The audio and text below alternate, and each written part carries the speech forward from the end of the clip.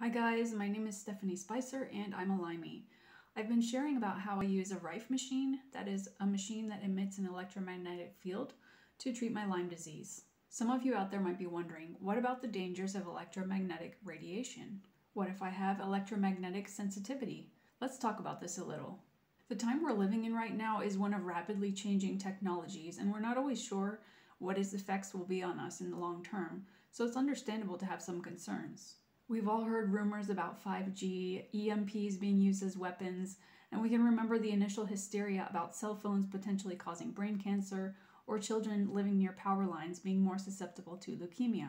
Thankfully, a lot of these concerns have more or less disappeared with time. Smartphones have been in regular use for a good decade and a half now, and we haven't seen any explosion in brain cancer incidents. Initial studies about the correlations between leukemia and power lines have been challenged and redone, and eventually little to no correlation was found. There have in fact been many studies done on the subject of PEMFs, or pulsed electromagnetic fields, being used for medical purposes.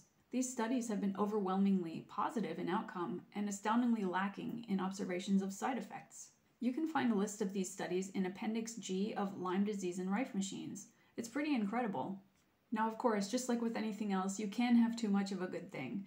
And by this rule, it's entirely feasible that very high-powered EMPs could be weaponized. However, the electromagnetic field emitted by a Rife machine is quite low in power.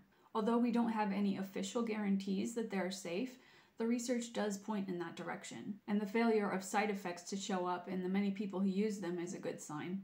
Now, there are a number of people who suffer from what is called electromagnetic hypersensitivity.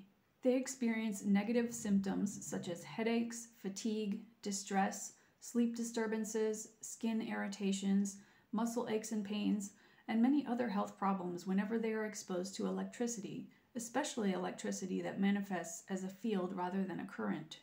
Although this malady isn't officially recognized as a disease in the medical community, neither was chronic Lyme disease until very recently, and we all know that just because we can't get an official diagnosis doesn't mean that our disease isn't real or that it doesn't exist. It's been suggested that electromagnetic sensitivity may be one of Lyme disease's many different manifestations. I can definitely say for myself that when my Lyme was at its worst, I felt very uncomfortable in certain high electric situations, like big stores with strong neon lights or a baseball game in a stadium. It made me feel, for lack of a better word, crazy.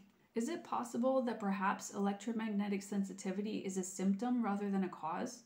If so, it makes sense that exposure to electromagnetic fields might provoke a kind of Herx reaction. We don't know what causes this sensitivity. That leaves open the possibility that it might be caused by Lyme disease or another similar illness. The fact that the symptoms between these two maladies are very similar is a good reason to consider this as a possibility.